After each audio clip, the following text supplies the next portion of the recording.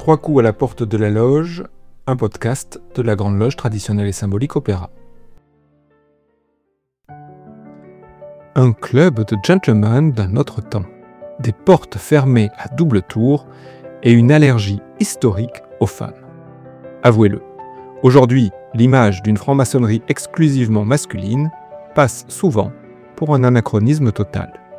Le cliché est tenace, la franc-maçonnerie serait misogyne par nature. On imagine des assemblées d'hommes refusant la mixité par simple conservatisme social ou par sentiment de supériorité. À une époque où l'égalité des sexes est, fort heureusement, une évidence, la persistance de structures masculines ou féminines interroge. Alors, la maçonnerie traditionnelle a-t-elle un problème avec les femmes ? La réalité est beaucoup plus subtile qu'une simple exclusion. En France, le paysage maçonnique est unique au monde. Il existe des obédiences mixtes, des obédiences strictement féminines et des obédiences masculines comme la Grande Loge traditionnelle et symbolique Opéra. Mais alors, pourquoi ce choix ?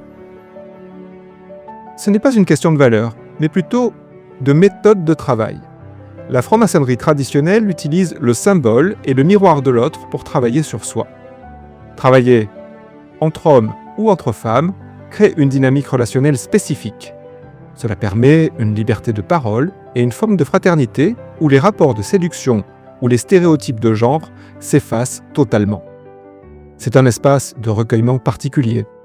D'ailleurs, la Grande Loge traditionnelle et symbolique Opéra n'est pas coupée du monde. Elle entretient des relations fraternelles et officielles avec des obédiences féminines majeures.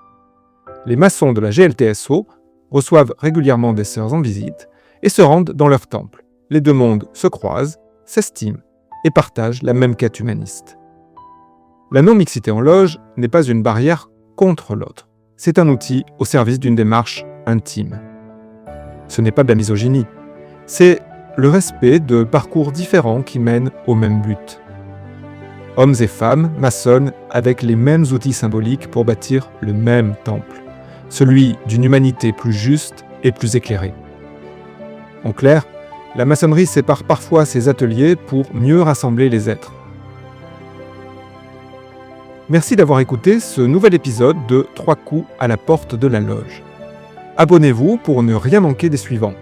Dans le prochain, on s'attaquera à un secret de Polichinelle. Est-ce que les francs-maçons écrivent les lois de la République dans l'ombre ? On va démêler le vrai du faux. À bientôt.